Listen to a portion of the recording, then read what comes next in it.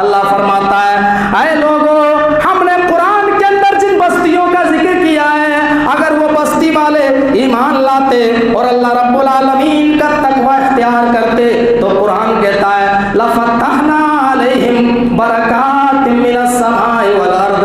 तो ऐ लोगों, हम उन बस्ती वाले को ज़मीन और आसमान से रोजी रोटी के दरवाजे खोल देते, हम उसके लिए बरकत के दरवाजे खोल देते, लेकिन उन्होंने अल्लाह रब्बुल आलमीन की नाफरमानी की, जिनकी वजह से हमने उसको तबाह बर्बाद कर दिया। साथियों, आज अफसोस के साथ कहना पड़ता है, हमारे घरों में जो है कुरान क्या हुआ, कुरान की तिलावतें नहीं होती है। सुबह सुबह मुस्लिम मोहल्ले में चले जाओ, मुस्लिम बस्ती में चले जाओ, गाने की आवाजें आती है, भोजपुरी गाने की आवाजें आती है। मेरे भाइयों, जिस कौम के अंदर उरियानियत फैल जाए, मौसीकी फैल जाए, गाने बजाने की आवाजें आए, उस कौम के ऊपर जो है अल्लाह रब्बुल आलमीन कैसे अपनी रहमत नाजिल करेगा, उस कौम में अल्लाह कैसे बरकत उतारेगा। मेरे भाइयों, जो कौम कुरान से गाफिल हो जाए, अल्लाह के जिक्र से गाफिल हो जाए, ये कुरान बाबरकत किताब है। जो इंसान कुरान से अपना रिश्ता जोड़ता है, अल्लाह उसकी जिंदगी में बरकत नाजिल करता है। व खैरुल हदी हदी मुहम्मदिन सल्लल्लाहु अलैहि वसल्लम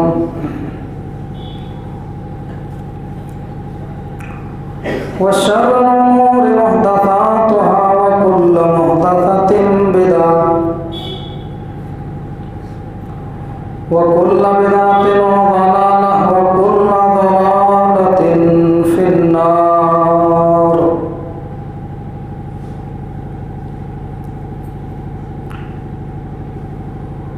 फ़अऊज़ु बिल्लाहि मिनश शैतानिर रजीम।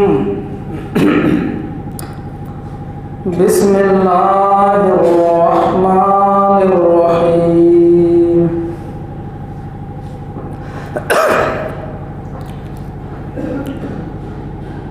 क़ाफ़ वल क़ुरआनिल मजीद।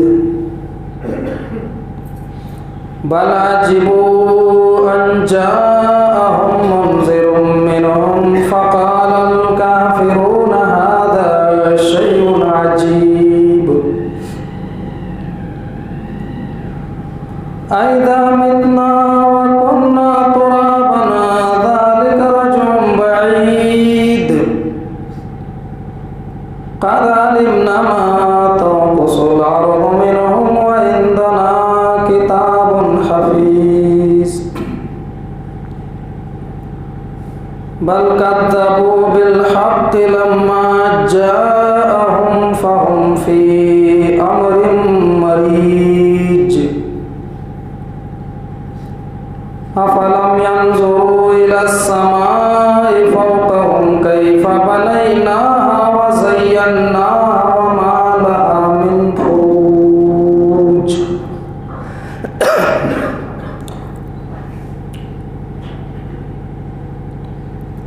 वक़ाल अल्लाहु तबारक व तआला फ़अऊज़ु बिल्लाहि मिनश शैतानिर रजीम। बिस्मिल्लाहिर रहमानिर रहीम। वमा मिन दाब्बतिन फिल अर्दि इल्ला अलल्लाहि रिज़्क़ुहा।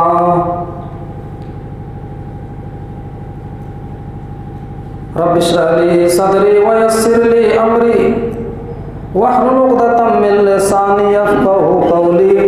अल्लाहुम्मा रब्बि ज़िदनी इल्मा। आमीन। काबिल एहतराम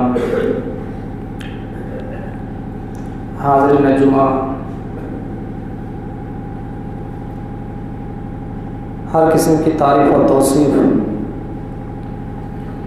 अल्लाह रब्बुल आलमीन के लिए लायक व सजावार है, जिसने हम और आपको ईमान की दौलत से नवाजा।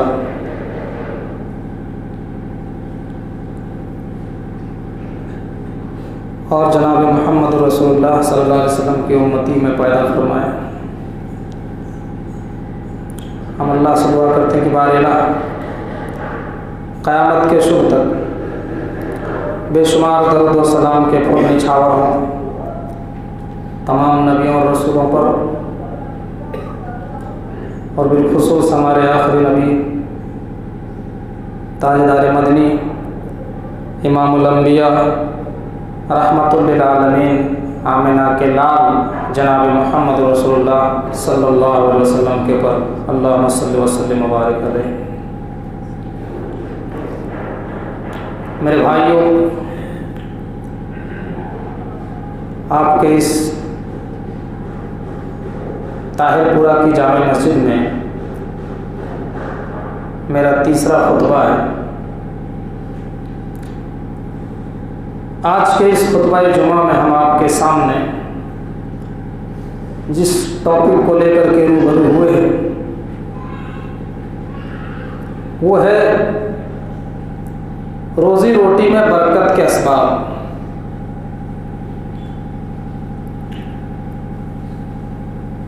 दुनिया के अंदर तकरीबन हर इंसान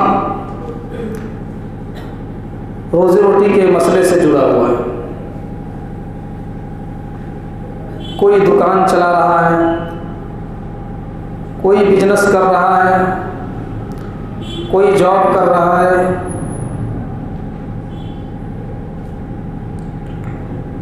कोई अपनी ज़रूरियात को पूरी करने में लगा हुआ है, कोई इससे आज़ाद नहीं।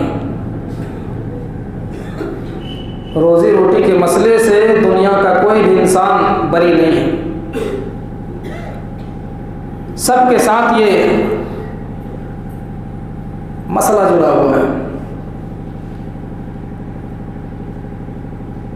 लेकिन लोग ये शिकायत करते हैं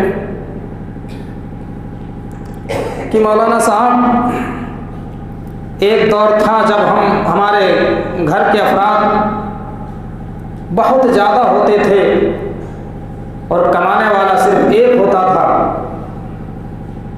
तो उस वक्त हमारी ज़रूरियात बहुत ही अच्छी तरीके से पूरी हो जाती थी। लेकिन आज हमारे घर में कमाने वालों की अफराद ज़्यादा है लेकिन बरकत नहीं हो रही है। हमारे घरों में सुकून नहीं है, दिन ब दिन परेशानियां आ रही है। ऐसा क्यों हो रहा है मेरे भाई? अल्लाह रब्बुल आलमीन रोजी रोटी में तंग क्यों करता है? रोजी रोटी के ताल्लुक से मैं आपके सामने 2-3 बुनियादी बातें अर्ज कर देना चाहता हूं, इसको आप ज़हन नशीन कर लीजिए।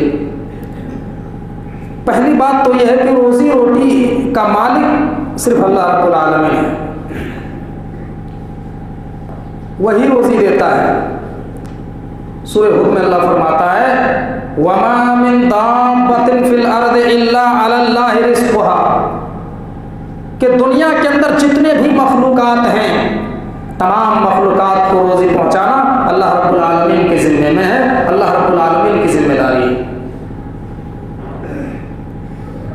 दुनिया का सबसे बड़ा जानवर व्हेल मछली जो समंदरों में पाई जाती है, उसका एक दिन का जो खुराक है वो 40 टन गोश्त है। और अल्लाह रब्बुल आलमीन रोजाना 40 टन गोश्त समंदर में व्हेल मछली को पहुंचाता है। उसी तरीके से अल्लाह रब्बुल आलमीन दुनिया के तमाम मखलूकात को रोजी पहुंचाता है। लेकिन अल्लाह रब्बुल आलमीन ने दुनिया के अंदर निज़ाम बनाया है, किसी को कम माल दिया है, किसी को ज़्यादा दिया है, किसी को कम रोज़ी दी है, किसी को ज़्यादा दी है। अल्लाह कुरान में कहता है, नहनु कसमना बैनहुम मईशतहुम फिल हयातिद दुनिया व रफ़अना बअदहुम फौक़ बअदिन दरजातिन लियत्तख़िज़ बअदुहुम बअदन सुख़रिय्या। अल्लाह कहता है कि हमने दुनिया के अंदर रोजी को तकसीम कर दिया है, हमने दुनिया के अंदर रोजी रोटी को बांट दिया है, किसी को ज्यादा अता किया है, किसी को कम अता किया है। वरफ़अना बअदहुम फौक़ बअदिन दरजातिन लियत्तख़िज़ बअदुहुम बअदन सुख़रिय्या। अल्लाह कहता है कि ये सिस्टम हमने इसलिए बनाया है ताकि बाज को बाज के ऊपर हमने फौकियत दिया ताकि वो एक दूसरे से खिदमत ले सकें, एक दूसरे से काम ले सकें। अब बताइए, अल्लाह रब्बुल आलमीन अगर दुनिया के अंदर सबको बराबर बराबर रोजी दे दे तो दुनिया का निज़ाम कैसे चलेगा? सबको अल्लाह अगर अमीर बना दे तो अमीर के घर में फिर मजदूरी करने कौन आएगा? खेत में मजदूरी कौन करेगा? सफाई गलियों में कौन करेगा? स्कूल में झाड़ू पोछा का काम कौन करेगा?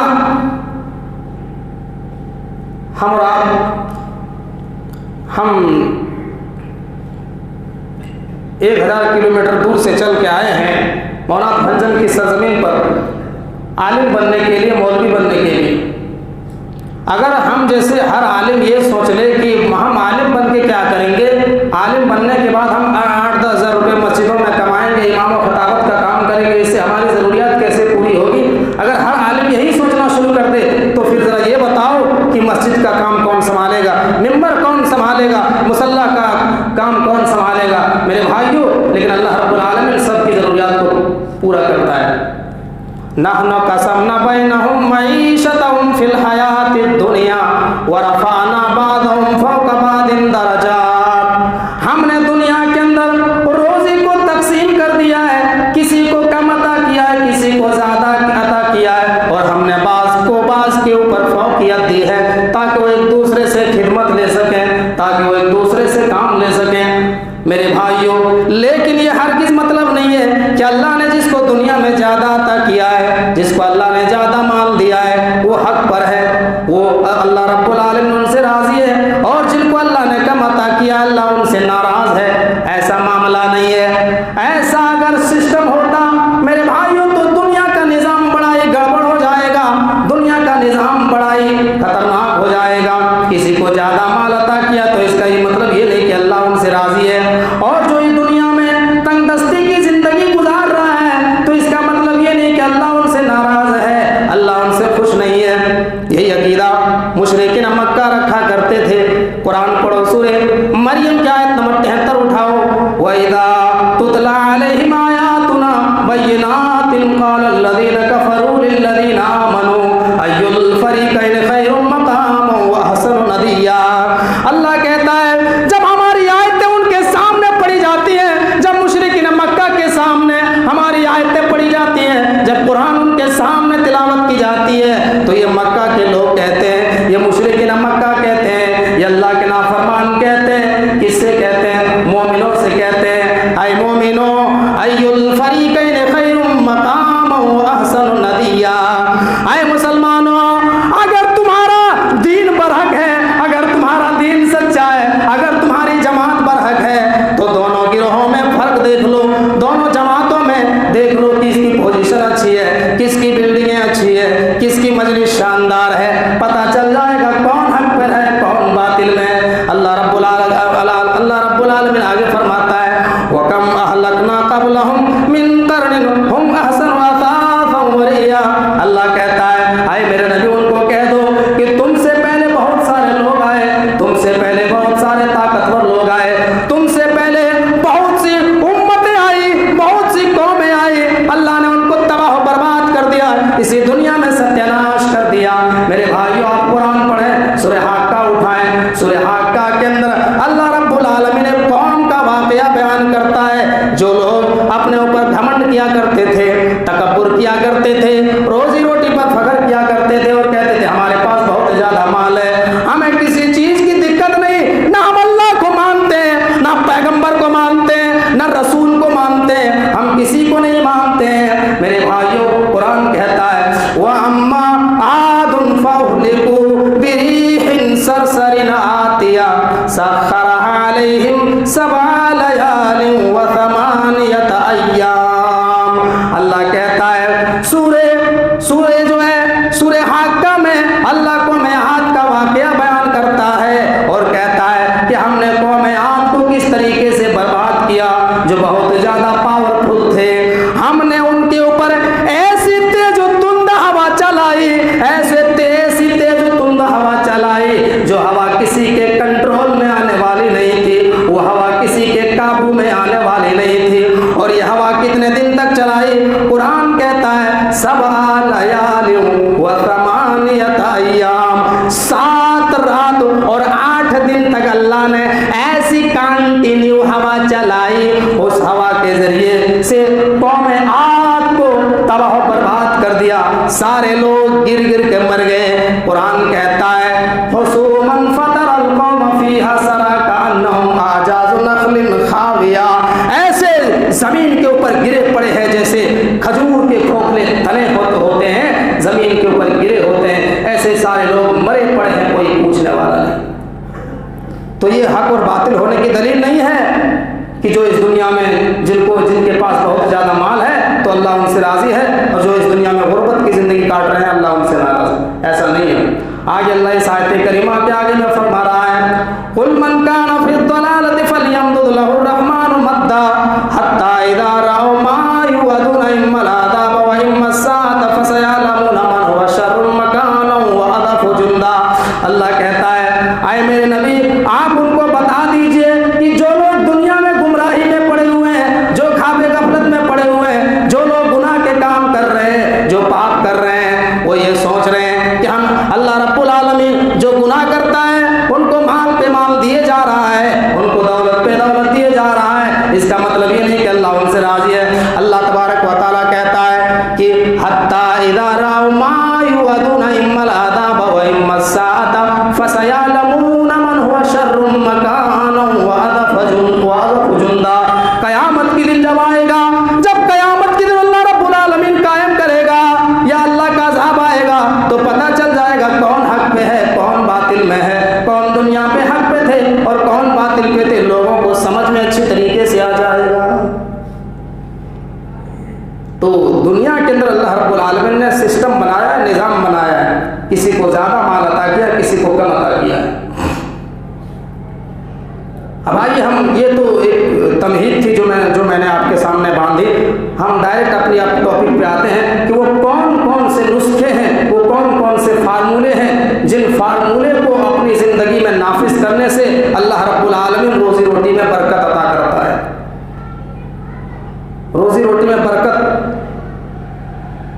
पैदा होने के कुछ नुस्खे आपके सामने किताब सुन्नत की रोशनी में हम बयान करने वाले हैं। सबसे पहला नुस्खा जो है रोजी रोटी में बरकत पैदा होने का, जो सबसे पहला नुस्खा है जिनको फॉलो करने से इंसान की जिंदगी में और उनकी रोजी रोटी में बरकत पैदा होगी, वो है अल्लाह रब्बुल आलमीन का जिक्र। इंसान जो है, एक मोमिन अल्लाह के जिक्र से गाफिल रहे और उसकी जिंदगी में बरकत आए, ऐसा नहीं हो सकता है। कुरान में कहता है अल्लाह वमन आरदा अन ज़िक्री फ़इन्न लहु मईशतन ज़ंका व नहशुरु यौमल क़ियामति अमा क़ाल रब्बि लिमा हशरतनी अमा व क़द कुन्तु बसीरा। अल्लाह कहता है कि जो लोग मेरे जिक्र से मुंह मोड़ेगा, जो लोग मेरे जिक्र से मुंह मोड़ते हैं, जो अल्लाह रब्बुल आलमीन की इबादत से गाफिल रहते हैं, मेरे भाइयों मस्जिद सामने मुअज्जिन की आवाजें हमारे कानों से टकराती हैं, लेकिन हम कारोबार में लगे रहते हैं, हम गद्दियों में बैठे रहते हैं, हम कारोबार में मसरूफ रहते हैं, लेकिन मस्जिद में आने की हमें तौफीक नहीं मिलती है। अल्लाह रब्बुल आलमीन कहता है फ़इन्न लहु मईशतन ज़ंका, अल्लाह रब्बुल आलमीन उनकी रोजी को तंग कर देगा। ऐसा नहीं कि अल्लाह उनको रोजी नहीं देगा, रोजी अल्लाह उनको अता फरमाएगा, लेकिन तंग कर देगा, उसमें बरकत नहीं होगी, जिंदगी भर इंसान परेशान रहेगा। और जब क़यामत के दिन होगा तो अल्लाह रब्बुल आलमीन उसको अंधा बना के उठाएगा, अल्लाह उनको क़यामत के दिन अंधा बना के उठाएगा। वो इंसान कहेगा क़ाल रब्बि लिमा हशरतनी अमा व क़द कुन्तु बसीरा, आय अल्लाह तूने मुझे अंधा करके क्यों उठाया, मैं तो दुनिया में खूब देखता था, दुनिया में मेरी आंखें थी, मेरी रोशनी कहाँ चली गई, अल्लाह तूने मुझे क्यों अंधा बना के उठाया है। अल्लाह कहेगा अय मेरे बंदो, इसलिए कि दुनिया में तुमने मेरी आयतों को भुला दिया था, इसलिए आज तुम भुला दिए जाओगे, इसलिए आज तुम्हें अंधा बना के यहाँ उठाया जा रहा है। जो लोग अल्लाह रब्बुल आलमीन के जिक्र से गाफिल रहते हैं, अल्लाह उनकी ज़िंदगी को तंग बना देगा, उनकी रोज़ी रोटी को तंग कर देगा। तो रोज़ी रोटी में बरकत पैदा होगी, सब उसका पहला नुस्खा क्या है? पहला नुस्खा है कि अल्लाह रब्बुल आलमीन का जिक्र, नमाज की पाबंदी, कुरान की तिलावत, ये पहला तरीका है। नंबर 2, रिस्क में बरकत के जो असबाब हैं उनमें से दूसरा जो सबब है वो है तकवा, अल्लाह रब्बुल आलमीन का डर, ऐसा खौफ जो इंसान को अल्लाह रब्बुल आलमीन की नाफरमानी से रोक दे और नेक अमल करने पे आमादा हो जाए। अल्लाह कुरान में फरमाता है, वमन यत्तक़िल्लाह यजअल लहू मखरजा व यरज़ुक़हु मिन हैथु ला यहतसिब। जो इंसान अल्लाह रब्बुल आलमीन से डरता है, अल्लाह का तक़वा इख्तियार करता है, अल्लाह उसको ऐसी जगह से रोज़ी देता है जहाँ से इंसान सोच भी नहीं सकता है। और अल्लाह कुरान में एक मकाम पे फरमाता है, वलौ अन्ना अहलल कुरा आमनू वत्तक़ौ लफ़तहना अलैहिम बरकातिम मिनस समाई वल अर्द। अल्लाह फरमाता है, ऐ लोगों, हमने कुरान के अंदर जिन बस्तियों का जिक्र किया है, अगर वो बस्ती वाले ईमान लाते और अल्लाह रब्बुल आलमीन का तक़वा इख्तियार करते तो कुरान कहता है लफ़तहना अलैहिम बरकातिम मिनस समाई वल अर्द। तो ऐ लोगों, हम उन बस्ती वाले को ज़मीन और आसमान से रोजी रोटी के दरवाजे खोल देते, हम उसके लिए बरकत के दरवाजे खोल देते, लेकिन उन्होंने अल्लाह रब्बुल आलमीन की नाफरमानी की, जिनकी वजह से हमने उसको तबाह बर्बाद कर दिया। तो रोजी रोटी में बरकत के जो दूसरा सबब है वो है तकवा और परहेजगारी। नंबर 3, रिस्क के बरकत में जो तीसरा पॉइंट है वो है कुरान मजीद की तिलावत। किताबुल्लाह से अपना रिश्ता कायम करना। ये किताब अल्लाह रब्बुल आलमीन की तरफ से नाजिल की गई और ये किताब बाबरकत किताब है। इस किताब के अंदर बरकत है। इस किताब को जो भी पढ़ेगा, जो भी मुसलमान इस किताब की तिलावत करेगा, अल्लाह रब्बुल आलमीन उसकी ज़िंदगी में बरकत नाजिल करेगा, उसके अहलो अयाल में बरकत अता करेगा, उसकी रोज़ी रोटी में बरकत अता करेगा। अल्लाह कहता है, किताबुन अंज़लनाहु इलैका मुबारकुन लियद्दब्बरू आयातिही व लियतज़क्कर उलुल अलबाब। ये किताब बाबरकत है, जिसको हमने आपकी तरफ नाजिल किया है। ऐ मेरे नबी, ये किताब बाबरकत है, जिस किताब को हमने आपकी तरफ नाजिल किया है, जिसको हमने आपकी तरफ नाजिल किया है ताकि अक्लमंद इससे नसीहत हासिल करें, इसमें गौर और फिक्र करें और लोगों से नसीहत हासिल करें। मेरे प्यारे साथियों, आज अफसोस के साथ कहना पड़ता है, हमारे घरों में जो है कुरान की तिलावतें नहीं होती है। सुबह सुबह मुस्लिम मोहल्ले में चले जाओ, मुस्लिम बस्ती में चले जाओ, गाने की आवाज़ें आती है, भोजपुरी गाने की आवाज़ें आती है। मेरे भाइयों, जिस कौम के अंदर उरियानियत फैल जाए, मौसीकी फैल जाए, गाने बजाने की आवाज़ें आए, उस कौम के ऊपर जो है अल्लाह रब्बुल आलमीन कैसे अपनी रहमत नाजिल करेगा, उस कौम में अल्लाह कैसे बरकत उतारेगा। मेरे भाइयों, जो कौम कुरान से गाफिल हो जाए, अल्लाह के जिक्र से गाफिल हो जाए, ये कुरान बाबरकत किताब है। जो इंसान कुरान से अपना रिश्ता जोड़ता है, अल्लाह उसकी ज़िंदगी में बरकत नाजिल करता है। तो रिस्क में बरकत के जो तीसरा सबब है वो है कुरान मजीद की तिलावत, इंसान की जिंदगी में इनकलाब पैदा करने वाली किताब। नंबर 4, रोजी रोटी में बरकत के जो चौथा सबब है वो है शुक्र बारी ताला, अल्लाह रब्बुल आलमीन का शुक्र। आपको अल्लाह जिस हाल में भी रखा है, हर हाल में आपको अल्लाह रब्बुल आलमीन का शुक्रिया अदा करना है। चाहे आपको अल्लाह ने कम माल अता किया, चाहे ज़्यादा अता किया है, हर हाल में अल्लाह का शुक्र अदा करना है। ना शुक्री करने पर अल्लाह रब्बुल आलमीन नाराज़ होता है।